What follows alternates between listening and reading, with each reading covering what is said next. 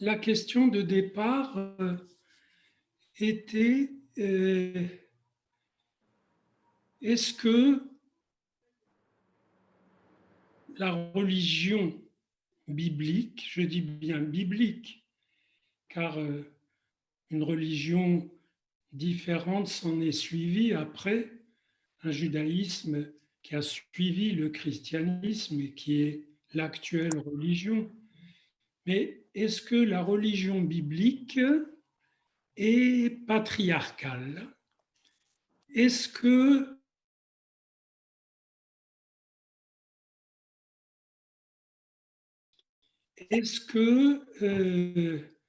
la condition inférieure des femmes dans nos sociétés, dans nos contrées depuis des millénaires jusqu'à tout récemment où c'est en train de changer, est-ce que cette condition soit inférieure, soit seconde, est-ce qu'elle résulte des principes de la religion monothéiste dont j'observerai la version originale, la version biblique.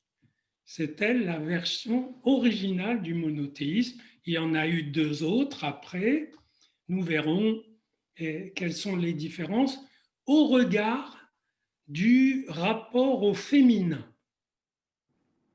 Le féminin, je ne vous le définis pas, disons que c'est un certain mystère lié au désir, au sexe féminin, à la procréation, et donc toute une intériorité matricielle accueillante et qui se projette, laisse apparaître au dehors une certaine quête de la beauté,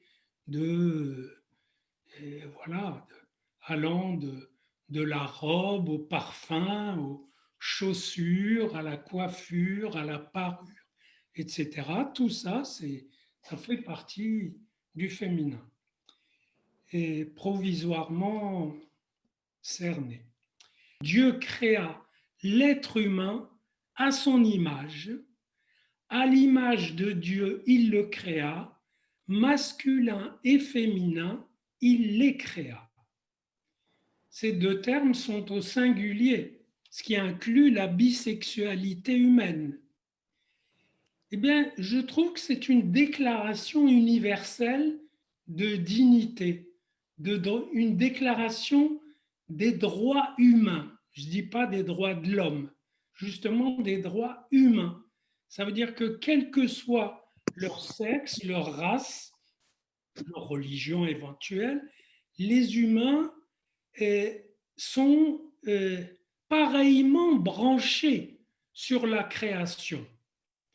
Ils ont les mêmes droits humains et les inégalités qui apparaissent sont en effet des constructions ultérieures, des effets du rapport des forces. Mais c'est quand même intéressant d'écouter cette phrase parce qu'elle dit aussi non seulement que la femme comme l'homme est à l'image de Dieu, mais ça veut dire aussi que Dieu, il est à l'image de l'homme et de la femme, qu'il y a du masculin dans Dieu, du féminin dans Dieu et du rapport sexuel, du rapport masculin-féminin dans Dieu. Et d'ailleurs, dans le texte apparaîtront des traits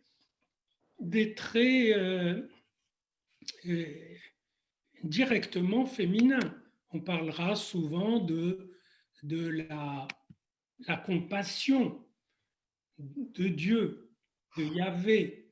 Et quand Yahvé parle par prophète interposé de tels personnages, par exemple quand il parle d'une des tribus de Éphraïm, par exemple, il dit mes entrailles s'émeuvent pour lui et ma tendresse déborde.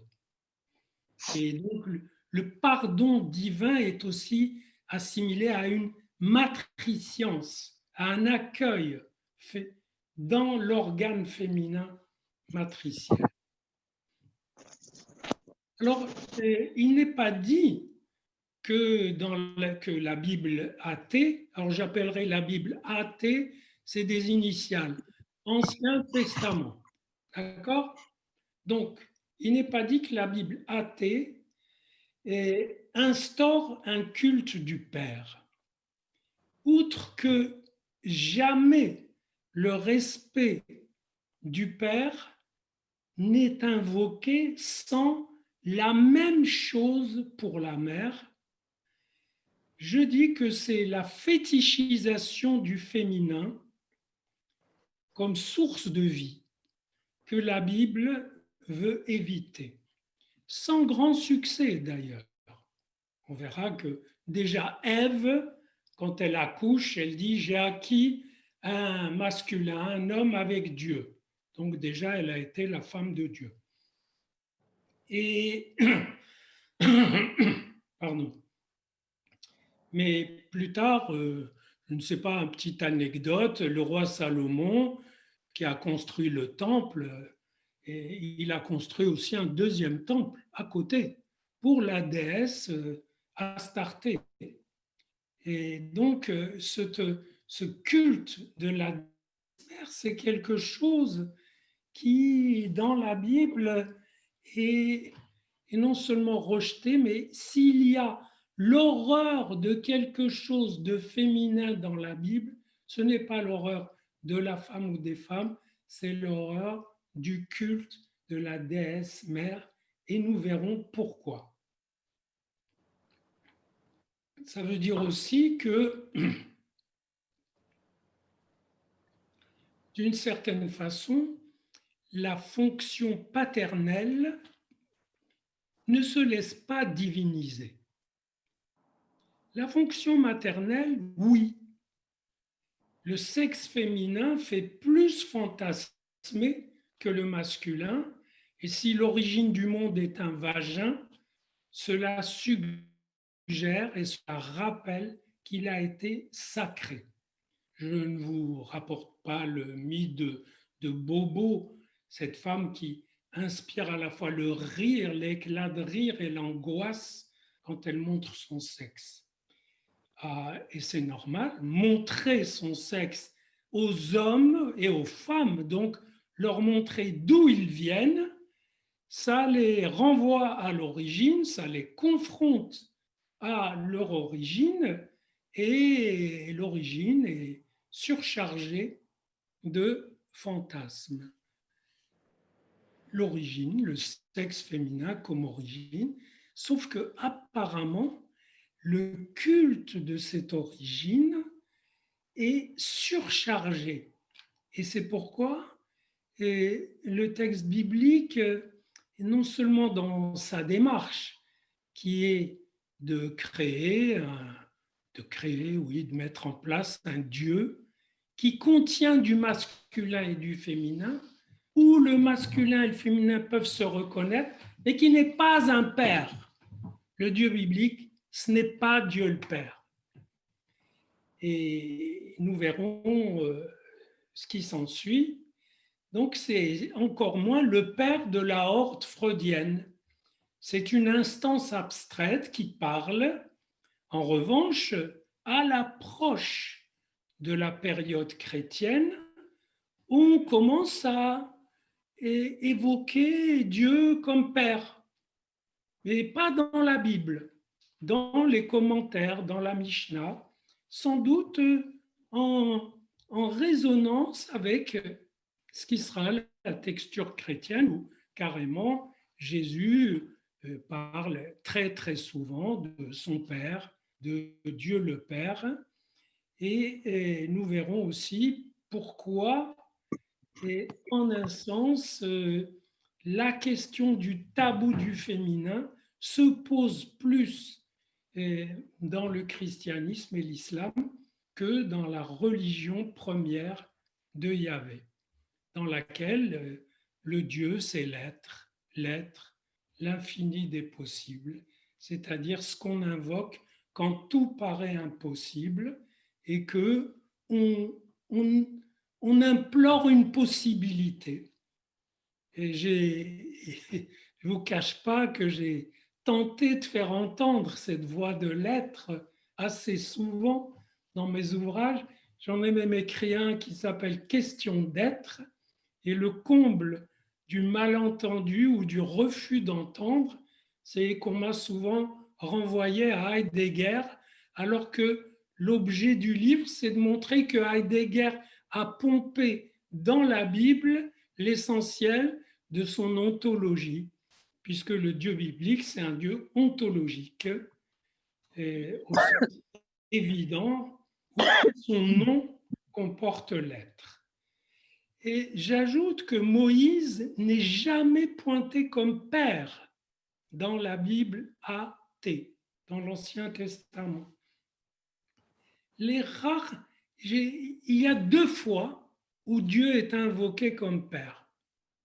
C'est dans le dernier Isaïe, où Isaïe dit tu es notre père, c'est toi qui es notre père, etc. Et c'est très émouvant parce que il dit Abraham ne nous a pas connus, Israël ne nous connaît pas davantage, c'est toi qui es notre père. C'est intéressant parce que d'habitude, on dit les patriarches, Abraham, Isaac, Jacob. Jacob, c'est Israël. Et voilà que le prophète fait dire, et c'est toi notre Père, et il précise, notre Créateur et notre Sauveur. Donc, les rares fois, les rarissimes fois, les 2 seules fois où dans la Bible, Dieu est invoqué comme Père, c'est en tant que création salvatrice. Il faut le savoir. Et alors, bien sûr, la Bible est un livre qui a été écrit par des hommes qui ont donc un esprit d'homme et qui baignaient dans une société patriarcale dans laquelle l'enfant mâle est plus estimé que l'enfant féminin. Je vous donne un exemple. Quand la première, la femme de Jacob, qui s'appelle Léa, quand elle enfante, vous connaissez tous le prénom de Réhouben, Ruben. Ben, elle l'appelle, son aîné, Réhouben. Et en hébreu, Réhouben, ça veut dire regardez, c'est un garçon. Elle était tellement heureuse parce qu'elle n'était pas aimée. Jacob préférait Rachel. Et le beau-père lui a fourgué Léa au lit dans la nuit, sans lumière. Il a couché avec elle et au matin, c'était Léa. Donc elle dit, voyez, c'est un fils. Maintenant, mon homme me rejoindra. Et elle conçoit un 2e enfant. Elle l'appelle Simon. Ça veut dire Dieu m'a entendu. Et elle ajoute, maintenant il va m'aimer. Et elle enfante encore un 3e qui s'appelle Lévi. Et je vous donne en même temps les racines de ces noms, qui sont les 12 tribus d'Israël. Lévi, la racine, c'est accompagner. On dit, il va être un peu plus avec moi.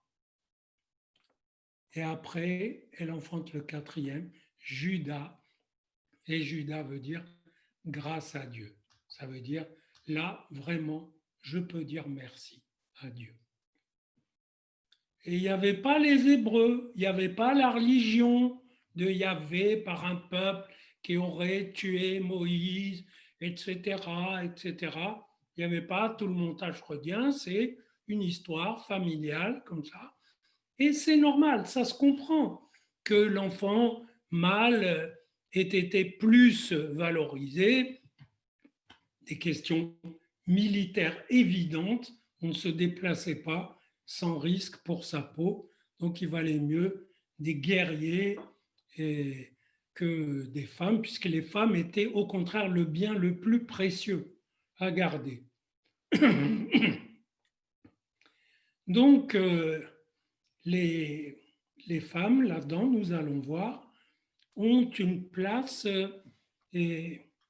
tout à fait plus que respectable. Ce que cherche le texte, c'est à réaliser un certain programme symbolique qui conjure la tendance irrésistible au culte de la déesse mère et qui met dans l'entre-deux sexes quelque chose qui ressemble à une loi, qui ressemble à du symbolique. Cela dit, je serais très intéressé si des femmes aujourd'hui réécrivaient les 10 commandements, une version féminine des 10 commandements. Ce serait intéressant de voir, à mon avis, elle ne les changerait pas. Et elle ne changerait surtout pas, ne convoite pas l'homme de ton ami, Dieu.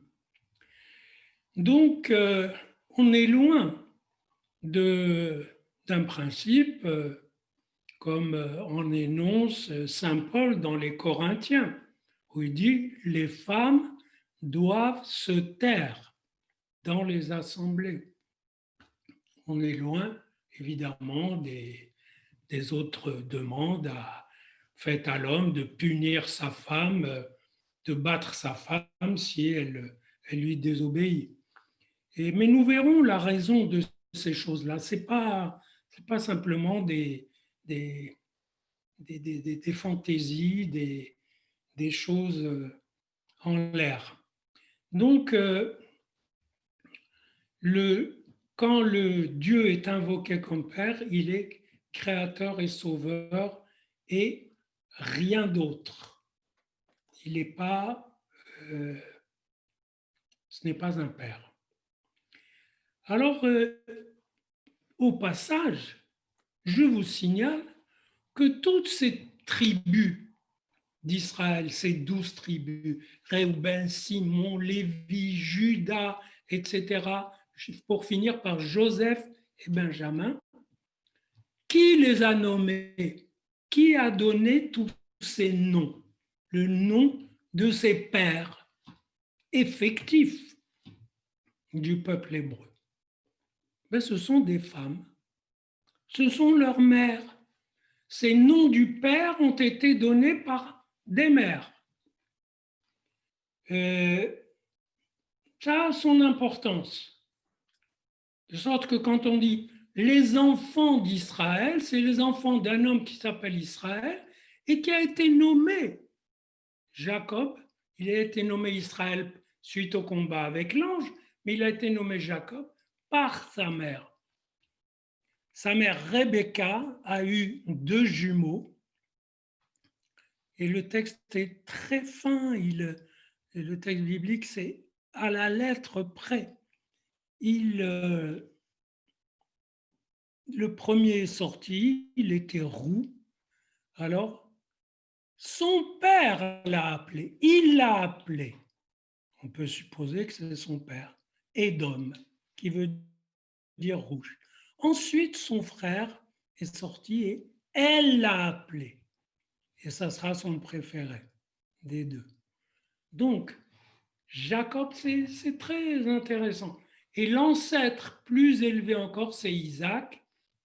Isaac a été nommé par les 2, par le couple, par Abraham et Sarah, par leur geste d'éclater de rire, dit à 2 moments différents, quand on leur a annoncé qu'elle allait enfanter. Donc, alors d'où va venir cette position seconde de la femme qu'il faut expliquer? Inutile de vous dire qu'il n'y a dans la Bible AT aucune violence spécifique envers les femmes. C'est-à-dire, si une femme a été prise où un couple a été pris en train de faire l'amour, hors du lien du mariage, ils peuvent être lapidés, mais il n'y a pas des sanctions spéciales pour la femme qui viserait son caractère féminin. Donc, ça ne fait qu'accentuer notre énigme. Dieu n'est pas le Père, c'est une instance abstraite qui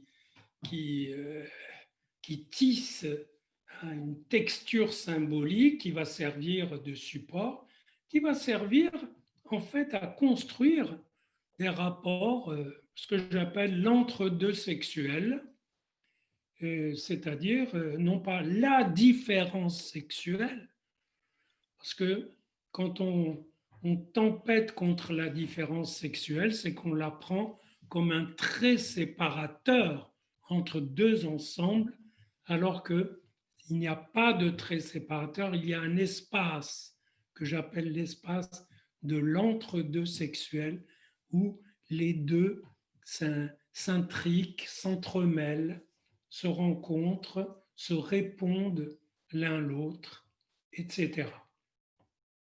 Alors déjà, je vais donner un petit élément.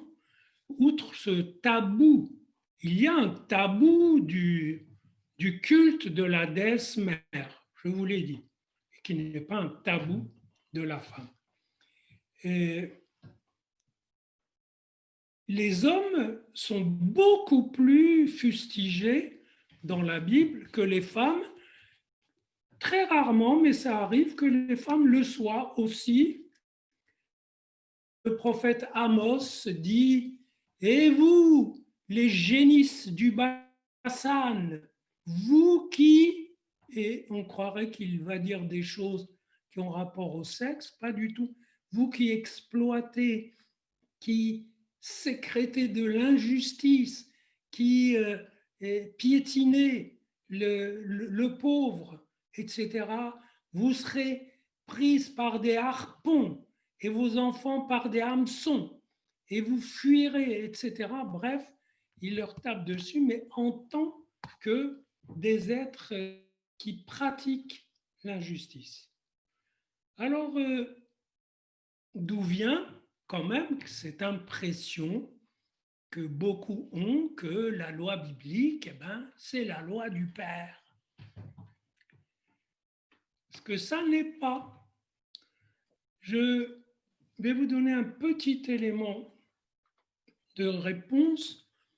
Je vais l'appeler le glissement substitutif. Ça veut dire que l'homme étant plus important pour des raisons de défense du territoire, souvent conquête du territoire, ayant un écart de plus, donc un cran de plus par la force physique. Vous savez, chaque fois qu'il y a deux entités qui comportent un écart, une différence, en général, avec le temps, ces différences s'accentuent et s'aggravent. Et dans notre cas, elle va s'aggraver et se nourrir par deux alluvions très importantes, par le tabou du culte de la déesse mère et, figurez-vous, par l'étude de la Torah, l'étude des textes, dont les femmes ont été exclues. Alors, je vais y aller pas à pas. Donc, qu'est-ce que j'appelle le glissement substitutif? Ça veut dire que l'homme se glisse sous la loi pour l'endosser, la faire sienne, puis faire sa loi en son nom à elle. C'est un glissement, c'est une opération qui, sur fond de tabou de la déesse mère, de tabou de l'impureté, je vais y venir, parce que l'impureté, les règles vont connecter dans le fantasme le féminin à la donation de vie, et ça va alourdir ce tabou de la déesse mère. Mais pour l'instant, je montre que ce glissement substitutif est très intéressant. L'homme se glisse sous la loi, il la fait sienne et elle devient sa loi à lui. Et figurez-vous, là je vous livre un souvenir personnel, c'est que j'ai grandi dans une communauté très très biblique, très talmudique, très tout ça. Et vers l'adolescence, j'ai très vite saisi la différence quand le père parle entre le fait qu'il invoque la loi de Dieu, la loi de la Torah, et le fait qu'il invoque sa volonté, son caprice. C'est-à-dire que on voit très bien ce glissement qui peut se faire, mais je dirais qu'un enfant un peu intelligent, un peu mûr, le perçoit très bien et peut même apprendre à respecter ce qui, dans la parole paternelle, transmet une loi qui vient de loin et qui lui échappe, et ce qui, dans cette parole, transmet, comme tous les pères et comme toutes les mères, son symptôme. Donc, il y a là-dedans un petit subterfuge quand même, dans lequel une religion nullement pascale va être captée par un discours de père, du fait que le père se coule dans la loi sous prétexte de la transmettre. Avec évidemment les effets de surenchère qui s'en suivent.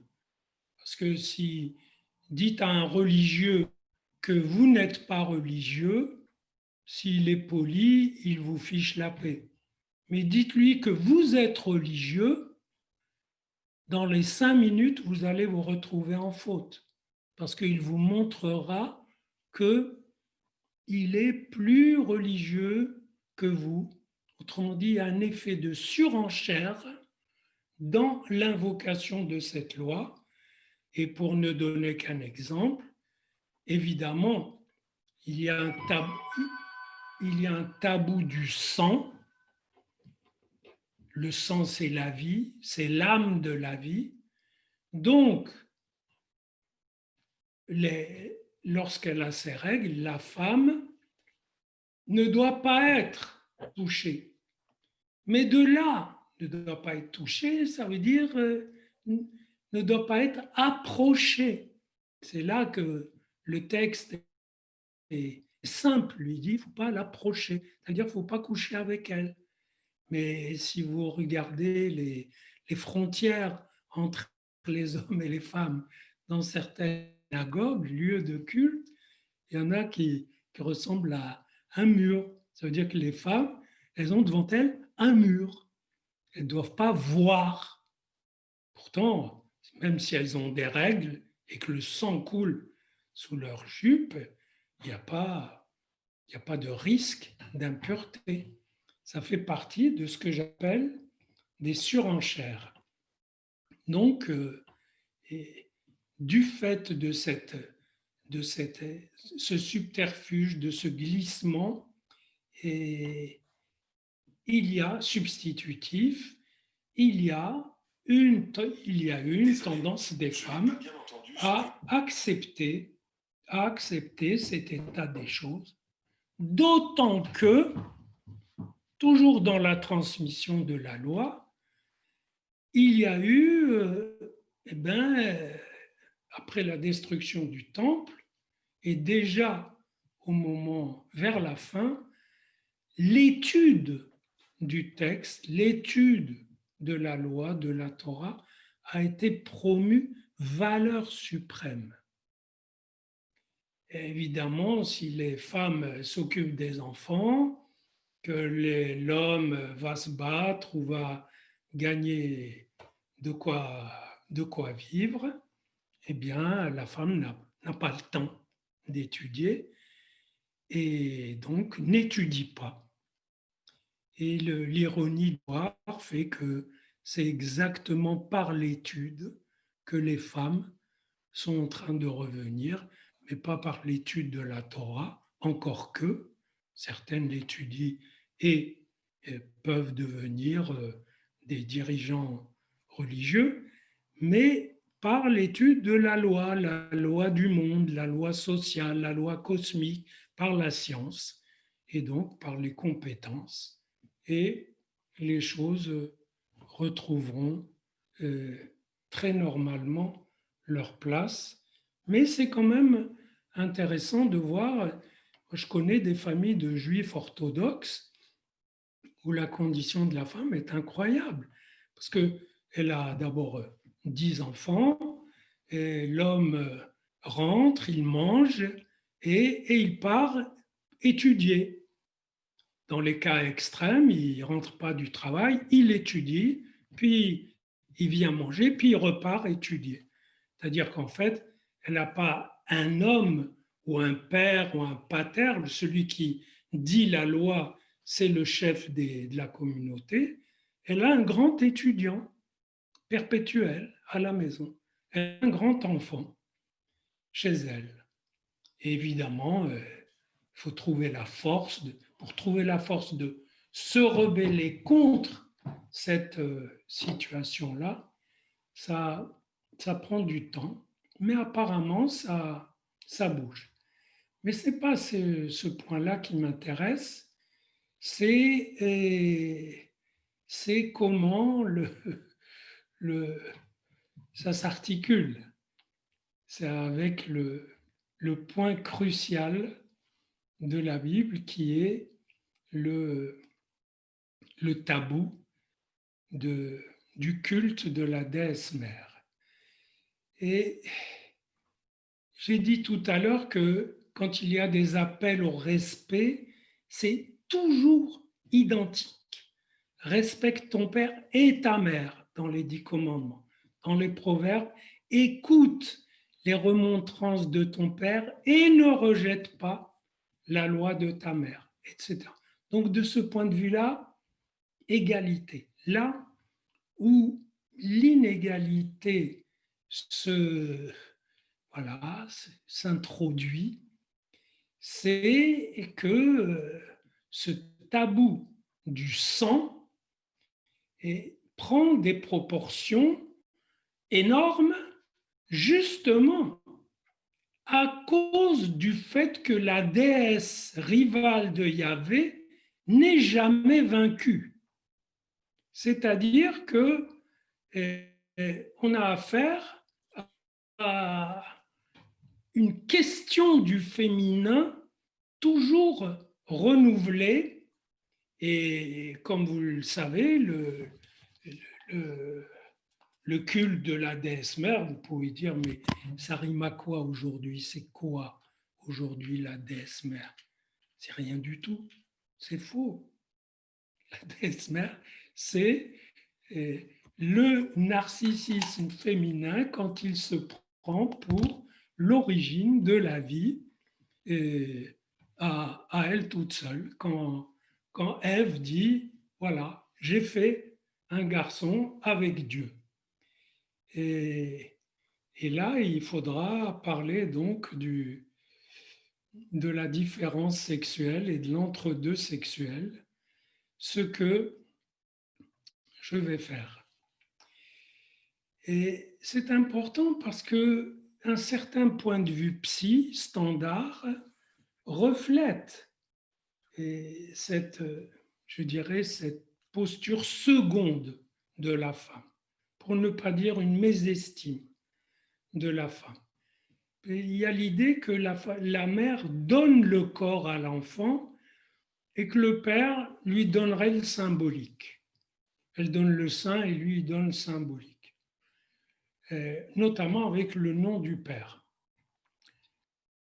J'ai souvent dit et écrit que c'était faux, que ce que l'un et l'autre peuvent donner de mieux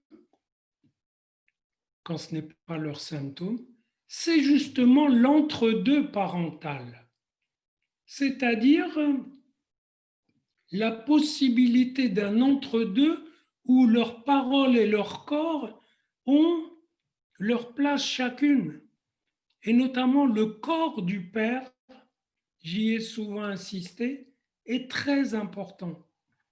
C'est par le corps que le père transmet réellement sa parole. Et c'est par la parole que la mère limite les déferlements corporels qui peuvent amener une emprise. Inutile de vous dire que dans la clinique, j'ai beaucoup plus observé des situations d'emprise maternelle due au fait que la mère s'est prise pour la déesse mère. La déesse mère, ça veut dire la seule femme qui vaille. J'ai beaucoup plus observé des emprises et des ravages dus à cette chose-là que à l'oppression d'une femme par un homme.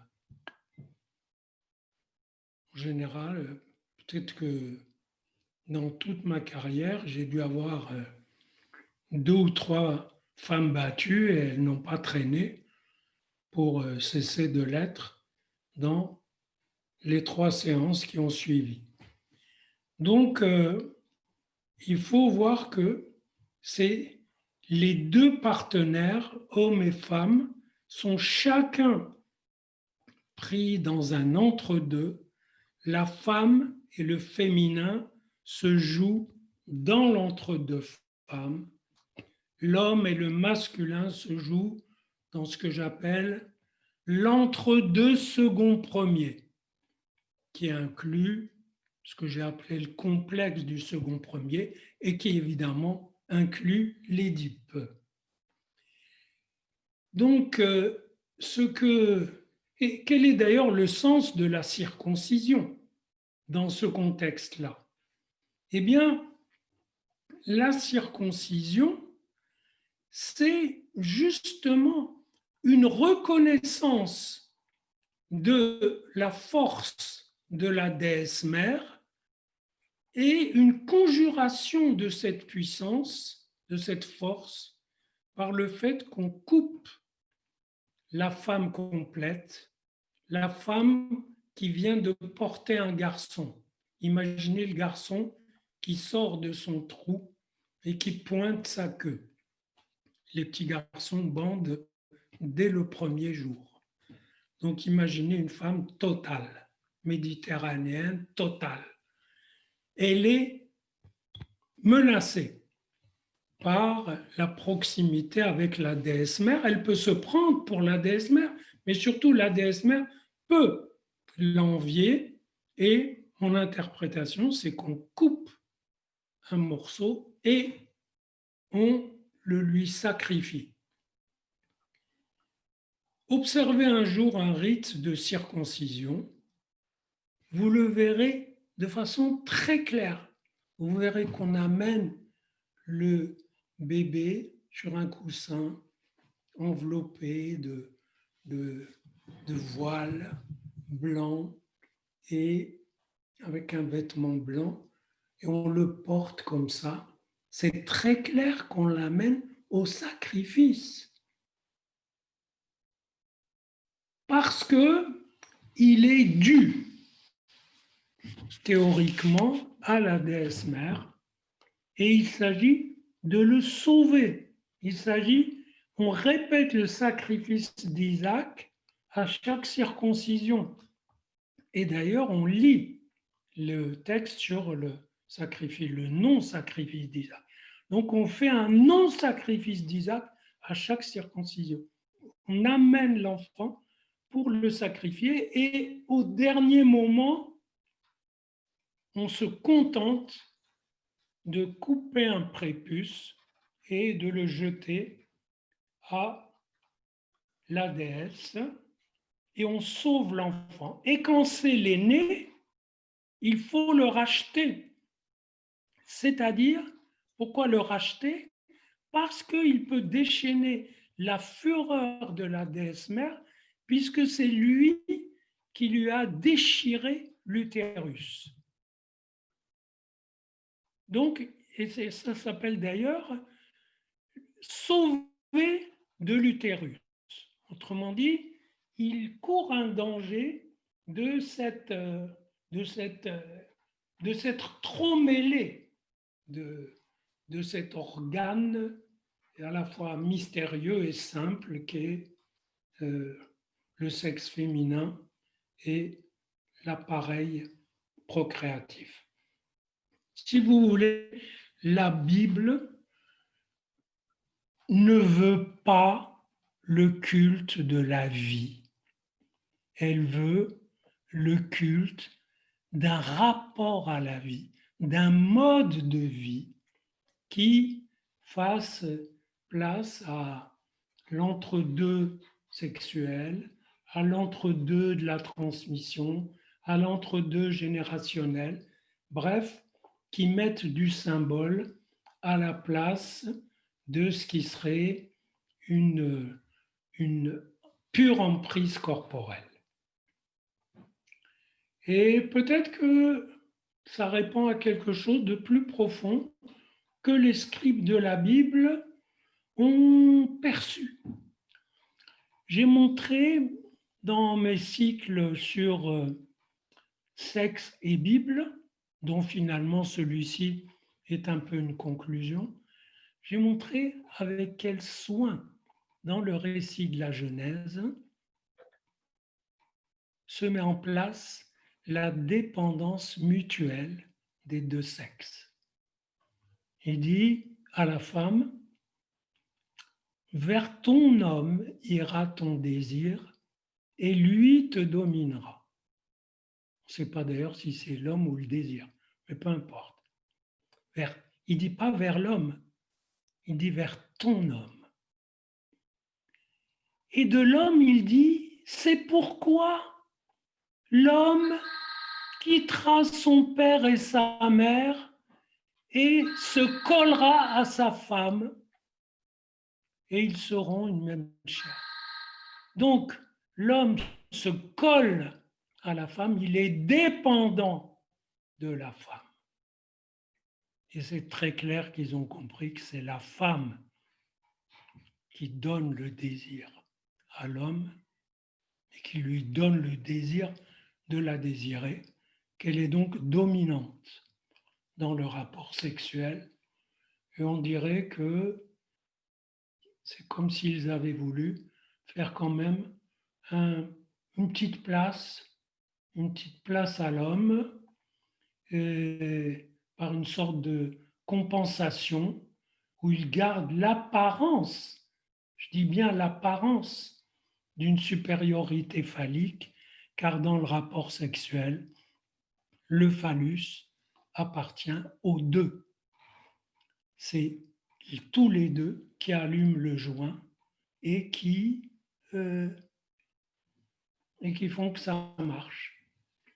C'est pas l'homme qui vient, ou alors s'il bande déjà tout le temps, c'est qu'il est déjà branché sur sa mère de façon irrémédiable. Mais en principe, il reçoit, il peut faire des avances, mais il reçoit de la femme le signal du désir.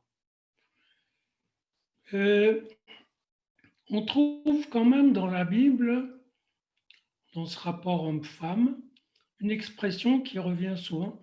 Et il s'en alla dans le pays, etc. Et là, il prit femme. Il prit femme. Prendre femme. Ben, je vous dirais que au début, ça me choquait un peu. Il a pris femme. Je me suis rendu compte que dans la clinique, beaucoup tournent autour de la femme et n'arrivent pas à la prendre. C'est-à-dire à s'engager avec elle pour en faire leur femme, même si ça dure 3 semaines, mais à la prendre dans un lien où il y a une parole et un corps qui est engagé. Autrement dit, et d'une certaine façon, toute femme peut en vouloir aux hommes de ce qu'aucun d'eux n'a eu assez de couilles pour la prendre. Et peut-être que tout homme peut en vouloir aux femmes de ce que aucune ne se soit trouvée prenable par lui. Donc, du point de vue de la dissension entre les sexes, tout va bien. Ça continuera et ça continue longtemps. Mais c'est important de voir qu'il n'y a pas d'étayage textuel dans cette religion pour ce qui serait une primauté. La dépendance instaurée par la Genèse, il te dominera parce que ton désir doit passer par lui. Le désir qu'a une femme de l'homme, c'est un désir de féminité. Quand une femme désire un homme, elle le désire comme attribut supplémentaire du féminin. Et ça se voit dans les choses les plus simples. Donc il n'y a pas de symétrie, il y a une antisymétrie. Enfin, là, il faudrait presque faire un petit peu de mathématiques, c'est-à-dire que ça fait pas que changer de signe quand on permute les rôles, ça prend des valeurs différentes. Mais bon, passons. J'avais envie de faire un petit intermède sur les viols. Les viols dans la Bible. Ben oui, il y a des viols. Je vous signale que la question que je suis en train de traiter, je pourrais la traiter un jour à propos de Shakespeare, dont je viens de terminer le commentaire de tout son théâtre. Et je peux dire qu'il n'y a pas chez lui ni de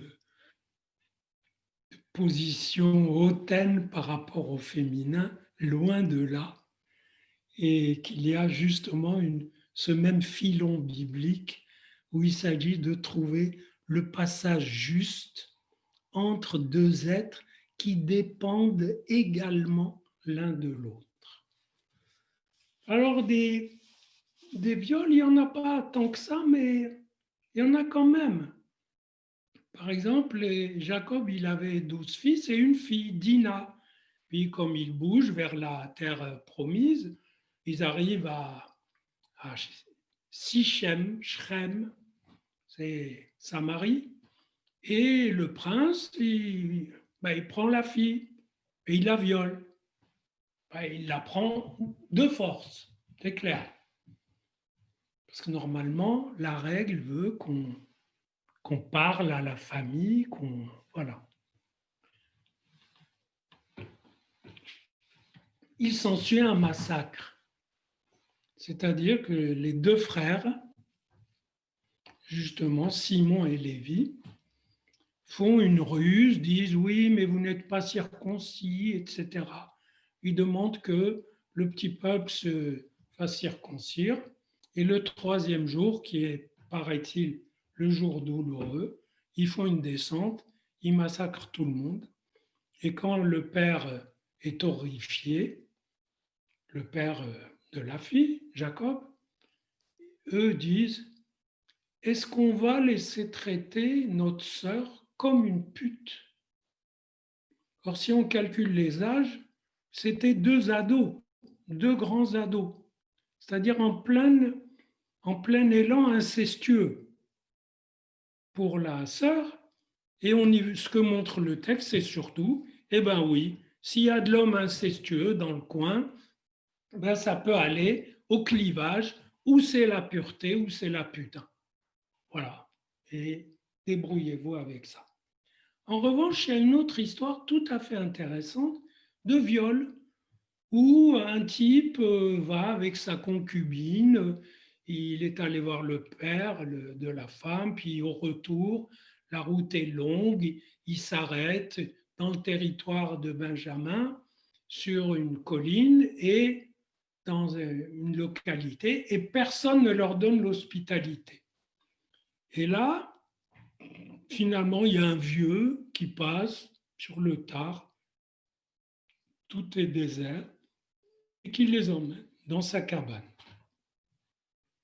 Puis une bande de voyous arrive, qui tape et qui dit au vieux, sors-nous le type qui est venu, exactement comme ça s'est passé à Sodome, quand les trois anges sont allés à Sodome et que Lot de la famille d'Abraham les a recueillis, puis ils ont frappé, ils ont dit qu'ils sortent, et Lot a dit, si vous voulez, j'ai deux filles, je les sors, faites-leur ce que vous voulez, mais ne violez pas l'hospitalité que je donne. La loi de l'hospitalité était au-dessus de tout, etc.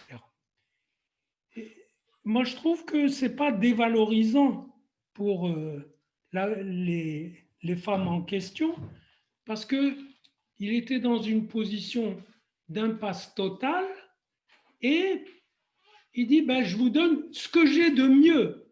Donc, à la limite, peu importe ce qu'il aurait pu faire d'autre, mais ça dénote en tout cas que dans son dialogue avec ces sodomites, il dit ben, ce que j'ai de mieux, c'est ça, mais ne touchez pas aux autres qui sont sous ma tutelle.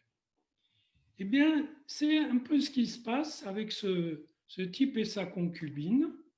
Et assez lâchement, il, il leur sort sa concubine et eux la violent toute la nuit. Et le matin, quand il sort, il la retrouve et lui dit bon, allez, maintenant on s'en va. Puis il s'aperçoit qu'elle ne bouge pas. Donc il la met sur son âne, il rentre chez lui et il la découpe en 12 morceaux. Et il envoie chaque morceau à chaque tribu. Les gens sont révoltés et s'ensuit une guerre fratricide. Donc, pour un féminicide, il y a eu une guerre fratricide de quasi-extermination, puisque la dite tribu de Benjamin, qui a tenu son rang, qui s'est battue, a été presque anéantie. Il a fallu leur procurer des femmes pour qu'ils puissent se reproduire. Voilà. Donc, et c'est dire que toucher à la femme n'est pas une chose anodine, mais que la femme est intouchable lorsque on dit, la Bible ne dit pas qu'elle est impure. La Bible dit qu'elle est en flux. Elle a son flux sanguin. C'est ça la nida. Et donc, elle est intouchable parce que cette contiguïté du sang, de la vie, de la donneuse de vie, de la déesse archaïque qui donne la vie et contre laquelle la Bible veut protester et ouvrir une autre direction, et qui est cette religion de l'être que j'essaie de vous faire entendre. On dirait aussi que la Bible a bloqué tout le capital incestueux dans l'attirance de cette mère archaïque et sacralisée. Parce que si vous regardez les différents interdits de l'inceste dans la Bible, Lévitique 18, et tu ne dois pas dévoiler la nudité de la sœur de ton père, de la femme du frère de ton père, etc. Et on se dit, mais on remonte, quel est le point de départ? Tu ne dévoileras pas la nudité de ta mère. Puis, tu ne dévoileras pas la nudité de ton père, c'est la nudité de ta mère. Tu ne dévoileras pas la nudité de la fille de ton père avec une autre femme parce que c'est la nudité de ton père, donc de ta mère. C'est comme si donc tous les flux incestuels sont, on les fait converger vers le tabou de l'inceste, mais ce n'est pas un tabou de l'inceste, c'est un interdit de l'inceste. Le tabou, c'est sur le culte de cette matrice originaire.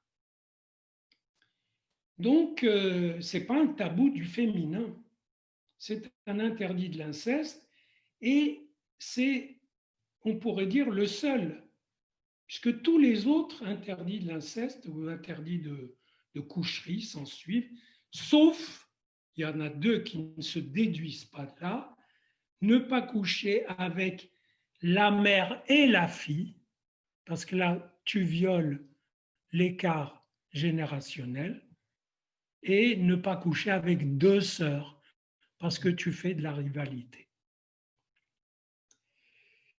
Voilà, donc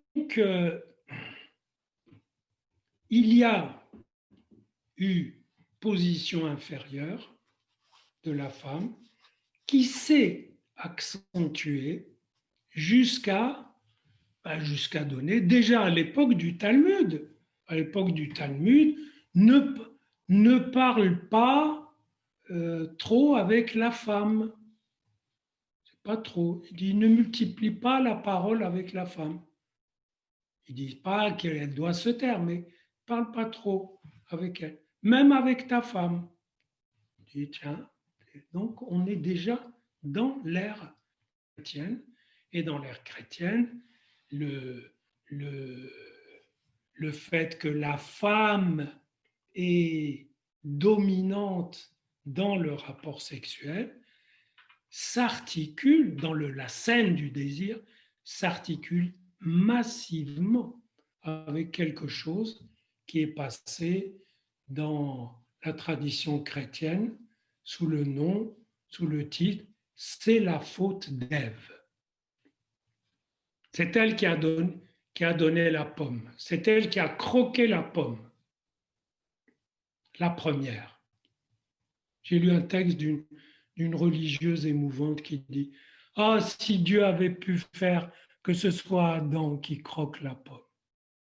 Ça veut dire qu'on ne dise pas que la femme, c'est la sorcière, c'est elle qui... Mais il y a quand même une part de vrai, c'est la femme qui inspire le désir. Et c'est comme ça. Donc, dans la tradition chrétienne, c'est la faute d'Ève, ça rejoint le fait que le rapport sexuel comporte un péché, est fondé sur le péché originel. Dans la Torah, dans la religion de Yahvé, il n'y a pas ce péché originel. La femme n'est pas maudite. Seul est maudit le serpent de la jalousie, qui était dans la femme, puisque c'est la femme qui a eu l'idée. Et tant mieux. Donc, inutile de vous dire c'est elle qui a eu l'initiative, le mérite de l'initiative, et dans la plupart des occasions importantes dans la Bible, c'est la femme qui a l'initiative. Donc, ça rejoint le péché originel.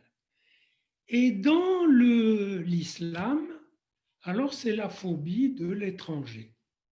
C'est-à-dire, il est vital que l'étranger, si vous voulez, le féminin, c'est l'ouverture par laquelle l'étranger peut s'introduire dans la masse compacte de la Oumma, de la masse des êtres soumis au Dieu. Un Dieu qui, quand même, demande qu'on aille attaquer ceux qui ne le reconnaissent pas, ce qu'on ne trouve absolument pas dans le texte biblique. Donc, vous voyez que là, on comprend que dans ces deux dérivés. La dimension patriarcale qui était présente dans la Bible, mais non endossée par le texte, et là, s'est trouvé massivement mise en avant. Il faut que ce soit l'homme qui domine si c'est la femme qui peut faire désirer qui elle veut, quand elle veut. Ça ne va pas, c'est le désordre. Alors, donc on a une religion ontologique et non un Dieu paternel. Moïse, Freud tient beaucoup à ce que les Juifs les tuaient et que même ils les tuaient 2 fois, qu'ils aient tué un premier Moïse qui avait apporté le monothéisme, qui a été oublié, puis qui est revenu avec un deuxième Moïse qu'ils ont tué et moyennant quoi ils ont recueilli la culpabilité, etc. Moi, je dirais que le texte biblique, il a pris soin de pourvoir, parce que pourquoi Freud fait ce montage? Parce qu'il a besoin d'un retour du refoulé pour que ça marche. Et là, c'est un clinicien. Pour qu'une idée prenne, il ne faut pas qu'on la trouve, il faut qu'on la retrouve, qu'elle ait été perdue de tout temps ou depuis très longtemps. Et la Bible a prévu, a pourvu à cet écart temporel, à ce retour du refoulé, puisque lorsque Moïse, qui, comme dans Moïse et le monothéisme, est égyptien dans la Bible, égyptien adopté à 3 mois, et né dans une famille hébreu. Mais apparemment, Freud n'aime pas qu'il y ait cette dimension, petit rappel d'origine, qu'il y ait du sang juif dans Moïse. Il le veut entièrement égyptien. Mais il est entièrement égyptien du point de vue du langage, de la culture, du nom. Mosè, c'est encore une femme qui a nommé, et voilà, tous les chefs hébreux, c'est des femmes qui les ont nommés, sauf Moïse, c'est une princesse égyptienne qui l'a nommé. Donc, et les scribes ont fait un petit jeu de mots là-dessus, mais le nom veut dire enfant en égyptien. Elle a trouvé un enfant. C'est comme Réhouben. L'autre a dit, regardez, c'est un fils. La fille de Pharaon, la princesse, a dit, regardez, un gosse. Elle l'a pris, elle l'a adopté, etc. Donc, Moïse est un métis.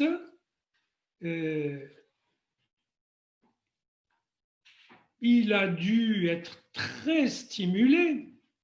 J'essaie de raccorder un petit peu à l'édifice du Moïse et le monothéisme, qu'évidemment, je ne cautionne pas sur toute la ligne, même si, dans son énonciation, il est très émouvant, parce qu'on y voit Freud s'identifier à Moïse et vouloir dire que, pas plus que Moïse, il n'a pas envie d'entrer dans la terre promise, c'est-à-dire il n'a pas envie de cautionner ce que la psychanalyse qu'il avait créée était devenue.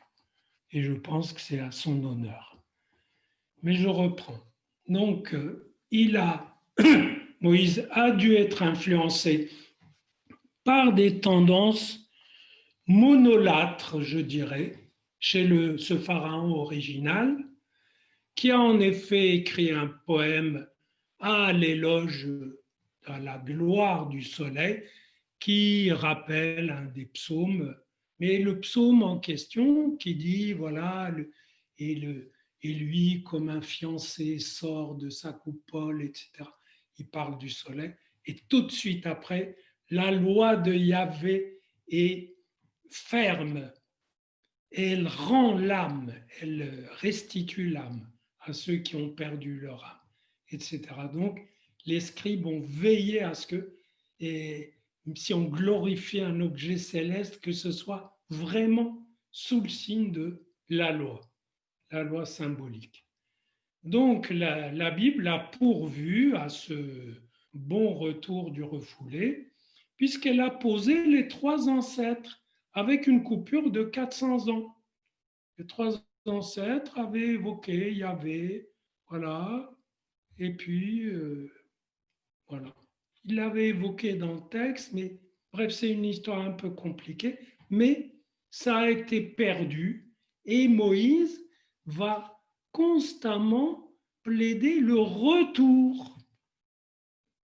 Il va les ramener à la terre des ancêtres qu'il va, qui va devoir être conquise, mais retour. Ça veut dire que l'opérateur de retour dans la donation de la loi est chaque fois essentiel.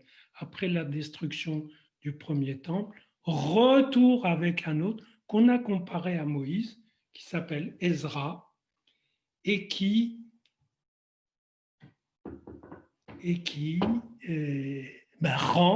restitue aux Hébreux leur loi perdue, etc.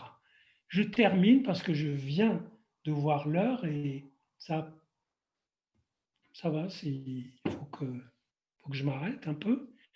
Et je vous ai dit que le Dieu n'était invoqué comme Père que 2 fois, et c'est vrai, pour dire que, attention, Abraham, il ne nous a pas connus. Hein. On ne peut pas dire c'est notre Père. Israël non plus, c'est pas notre Père. C'est toi notre Père, Créateur et Salvateur. Mais à un autre endroit, on trouve nos pères ont péché et ne sont plus, et nous avons supporté leur faute. Nos pères ont fait le culte de la déesse mère et nous avons payé pour eux par l'exil. Autrement dit, même quand les pères sont invoqués, c'est pas toujours à leur gloire. Voilà en quel sens je pense que la Bible a tenté dans son montage non seulement d'exorciser la puissance de cette déesse mère, autrement qu'en déconsidérant les femmes, mais en créant une instance parlante et qui n'est pas un Dieu mâle, qui n'est pas un Dieu père, qui est un état limite de l'être parlant, intérieur et extérieur aux humains, interne au monde et hors du monde. Et finalement, elle a refusé la solution perverse. C'est comme si elle l'avait envisagé comme la seule hypothèse, au sens suivant, au sens où un futur pervers, a été horrifié par le sexe féminin, où il manque quelque chose, c'est un trou béant, blabla, etc., qu'il va combler avec son fétiche. Mais c'est que la mère, elle en a mis un paquet pour l'amener à cette position, cette position d'horreur où il doit, pour sauver sa peau, fabriquer un fétiche. Et on dirait que les scribes de la Bible, comme certains psychanalystes, se sont dit, mais finalement, tout un chacun a été traumatisé par ce sexe béant, ce trou d'où gicle la vie infinie, d'où gicle un sang dont la perte ne tue pas, donc c'est un sang d'éternité. Mais tout le monde a dû être traumatisé par ça. Il faut absolument construire quelque chose qui arrête la fétichisation. Et ils ont fait ce qu'ils ont pu, même si ce qu'ils ont construit a pu lui aussi être fétichisé. Voilà, je marque une petite pause. Et si mon ami Joseph arrive à vous donner la parole ou l'écrit pour que je lise vos questions, j'y répondrai volontiers. Merci Daniel pour cette réflexion tout à fait passionnante et extrêmement claire. Voilà, maintenant, si on peut passer aux questions. Si vous avez des questions, voilà, je vous rappelle que vous pouvez soit les écrire, et dans ce cas, je les lirai hein, avec l'option converser, ou alors réactiver votre micro et lui adresser directement une question. Voilà.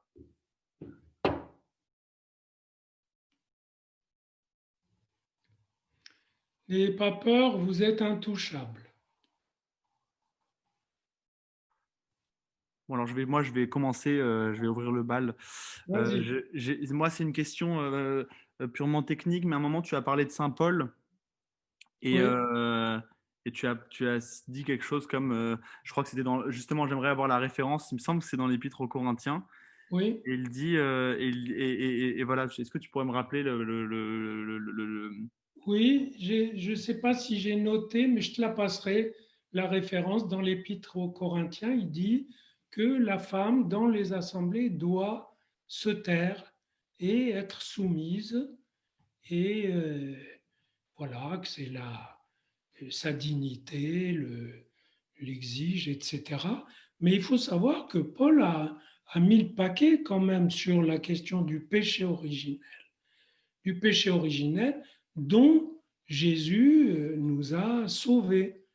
Donc, c'est très cohérent avec le fait que il y a un danger de ce côté-là, et ce danger est venu de la femme, dans, dans la Vulgate, dans la tradition. Ce qui est vraiment une grande injustice parce que dans le, je ne l'ai pas fait aujourd'hui, je l'ai fait dans des conférences antérieures, j'ai montré que la fameuse, et Dieu les a créés masculins et féminins, ça c'est le premier pas. Ensuite, la fameuse scène de la côte d'Adam. Si vous avez la curiosité de lire les premières pages de mes lectures bibliques, vous verrez que j'interprète cette scène comme un rapport sexuel. Ça veut dire que le texte essaie d'élaborer un rapport sexuel entre cet homme et cette femme complètement inconscients et un peu hébétés, là, qui sortent de nulle part. Et il veut essayer de les rapprocher, les mettre côte à côte, sans jeu de mots, et je montre que certains points de texte, vous savez, il dit, il a pris un morceau d'os, il a mis de la chair. Moi, je dirais qu'il a pris de la chair et il a mis du truc osseux, c'est-à-dire que c'est une érection. C'est-à-dire que la scène où, soi-disant, Dieu créa la femme à partir d'une côte d'Adam, c'est une scène de rapport, de rapprochement sexuel onirique, car on lit à la fin que il a ouvert les yeux, il a dit, mais c'est une chair de ma chair. Donc, en se rapprochant d'elle sexuellement, il a découvert qu'ils étaient semblables tout en étant différents. Et le rapport se poursuit par la découverte qui leur ouvre les yeux et dans laquelle la femme a l'initiative. Mais le texte donne l'initiative dans la première partie à un rêve de l'homme et dans la deuxième à un geste de la femme. Merci. Alors, on a une question écrite de Michel. Passionnant, merci. Mais quand Dieu parle, dit tu ne feras pas ci ou ça, ou encore autre chose, c'est à un homme qu'il parle. Les femmes n'apparaissent jamais comme interlocutrices ni comme sujet. Qu'en diriez-vous? Oui, et moi je crois que on le voit quand, vous savez, si Dieu parle, il parle à son peuple, au peuple. Mais s'il s'agit d'aller affronter l'autre, alors là, je dirais, les femmes ne comptent pas, mais au sens littéral. Vous trouverez les dénombrements. Dieu dit à Moïse, compte les enfants, dénombre les enfants d'Israël depuis l'âge de 20 ans jusqu'à 50 ans. Ça veut dire les femmes, les jeunes et les quinquas ne comptent pas. Ils ne sont pas comptés. Mais sinon, quand il parle, ne vous approchez pas de la montagne. Et évidemment, il y a des commandements spécifiques à l'homme, mais ce sont souvent des commandements pour la famille. Ça veut dire, imaginons, il y a une naissance, ben, il faut qu'ils viennent au temple de Jérusalem apporter l'offrande. Et l'homme apporte l'offrande et la femme apporte l'offrande. Pour ce qui est du culte qui est vomi et dénoncé à travers le texte, c'est le peuple qui est dénoncé. Lorsque il adresse les 10 commandements, il dit les 10 commandements, eh bien, il y en a un qui dit, voilà, l'être, c'est ce qui te fait sortir de l'esclavage. Ça s'applique aux hommes et aux femmes, s'ils veulent bien sortir de ce qu'ils sont, grâce à la possibilité d'être. Ensuite, pas d'idole. Ah ben là, tous sont concernés. Ensuite, ne pas jurer en vain par le nom de Dieu. Observer le jour du repos. C'est tout le monde. Bien sûr, pour les femmes, ça fait beaucoup plus de boulot, surtout si l'homme étudie. Mais ça, c'est les conditions de l'époque, les conditions et l'aggravation de l'écart. Vous savez, il y a une autre situation où l'écart entre un groupe et un autre existe au début et s'aggrave. C'est l'écart entre une population et sa population juive. Les Juifs ont été fustigés, et mis en position plus que seconde, puis troisième, puis dernière, puis piétinés, puis exterminés, sauf que les femmes, on ne les extermine pas. Mais c'est un bon modèle d'aggravation de la différence. Mais je reviens à la question, oui, en général, il parle à tout le monde, et quand il s'agit des hommes, il dit ish, homme. Sinon, c'est Ben Adam quand Ézéchiel dit et toi, fils de l'homme, il parle au peuple, à tout le monde. Mais si vous avez des exemples qui vous ont interloqué, ben vous me les dites et je vous les explique. Daniel, moi j'aurais voulu savoir comment est justifié dans cette Bible le fait que les femmes ne puissent pas étudier. Alors là, question très intéressante.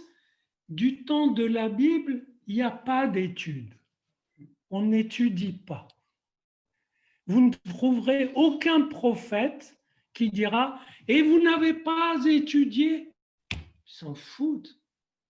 Ils disent « Et vous avez sacrifié vos offrandes sur des collines verdoyantes comme les rites païens. » Ça, ils le disent. Il n'y a pas « Vous n'avez pas étudié ». Ça, c'est la période tardive qui est déjà prise en charge par des hommes avec toutes leurs névroses, chacun voulant montrer, c'est déjà formidable qu'ils n'aient pas fait pire, mais chacun voulant montrer sa ferveur et ben, sur le dos des plus faibles, c'est-à-dire des femmes. Donc ça allait même de soi, c'est pas qu'on leur interdit, c'est que les conditions sont telles que ça leur est impossible. Et que pour que ça leur soit possible, il y a eu des cas où une fille d'un rabbin a étudié et même la femme du rabbin a étudié, a atteint un degré élevé, etc. Et il s'en est suivi des trucs comme ça, des histoires. Oui, mais l'instabilité, voilà, des trucs. la justification dans la Bible, ce serait quoi pour que les femmes ne puissent pas étudier? Mais il n'y en a pas, Il n'y en a pas. il n'y en a pas. Et dans le Talmud? Il n'y en a pas parce ah ben dans le Talmud, je ne sais pas, il faudrait que j'aille voir, mais et, je crois qu'au temps du Talmud, déjà, c'était un fait accompli, que que les femmes n'étudiaient pas et que, voilà, les hommes, certains hommes étudient et appellent les autres à étudier, c'est-à-dire à écouter, à entendre, à creuser, bref, à penser. Et je crois que les femmes n'ont pas attendu l'étude pour penser. Oui, Daniel, s'il vous plaît. Oui, Oui, bonsoir. bonsoir. Voilà, je voulais simplement souligner cette très belle injonction qu'on trouve dans les textes anciens et qui incombe à l'homme justement non seulement d'honorer sa femme, hein, et donc faire en sorte que ce rapport charnel ait lieu, et au-delà de ça, le devoir de la faire jouir. Pas seulement le fait de la conjonction, mais de la faire jouir. Donc une espèce de compagnonnage comme ça, à deux former cette entité sublime finalement, de réunion par le plaisir aussi. Pas seulement un acte qui serait réduit simplement à un acte charnel ou de procréation. Donc c'est vraiment, il y a un au-delà comme ça, très mystique, très divin, très sublime. Et je trouve ça extraordinaire, cette Absolument, sauf que, je rectifie légèrement, Oui, c'est dans des textes mystiques, etc. Mais c'est dans la Bible, ça. oui, dans la Bible. Et et tu la réjouiras. Voilà. Voilà, c'est dit comme ça. Tu lui donneras de la joie. C'est beaucoup tout ça comme ouverture. Ah oui, bien Ça dit sûr. beaucoup de cette relation. Oui, absolument. On a deux questions écrites qui sont les deux très liées, donc je vais les dire en même temps. Une question de Gladys. Je ne connaissais pas l'existence de cette déesse mère. D'où vient-elle? Et une question d'Angélique.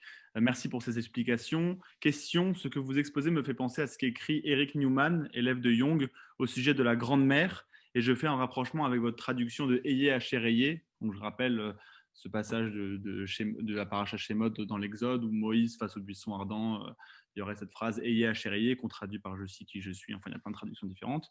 Lorsque vous semblez traduire Asher par un blanc ou un point d'interrogation, est-ce que Asher ne serait pas le féminin caché en Dieu? Merci. Ah, et alors, tiens, c'est une idée intéressante parce que la déesse mère s'appelle Asherah. Donc, il se peut que dans cette Asher, il y ait une petite allusion à la déesse mère qui s'appelait Asherah. Et il faut savoir que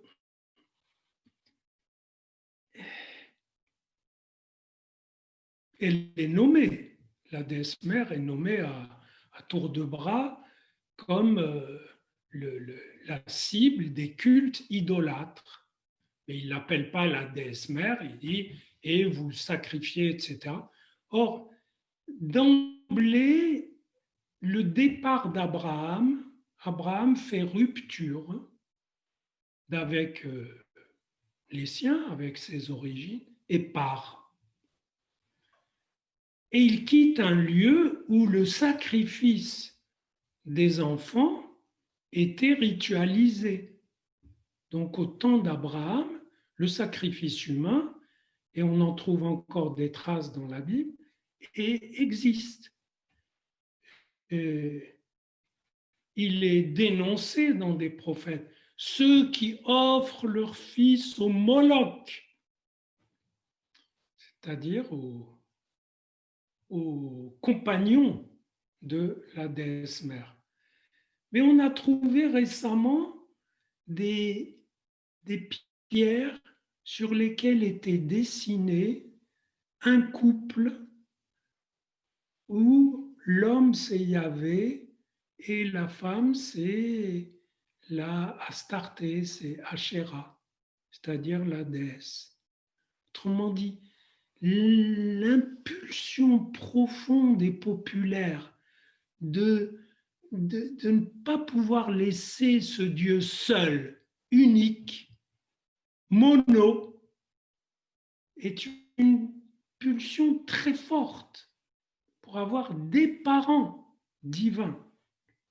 Et la Bible, ainsi, c'est le deuxième commandement, il n'y aura pas d'autre Dieu à côté de moi, à ma face. Ça veut dire l'être, voilà, est unique, l'être divin est unique. La fonction d'être ne peut qu'être unique, parce que si le verbe être n'avait pas le même sens ici et ailleurs, ce serait embêtant. Donc,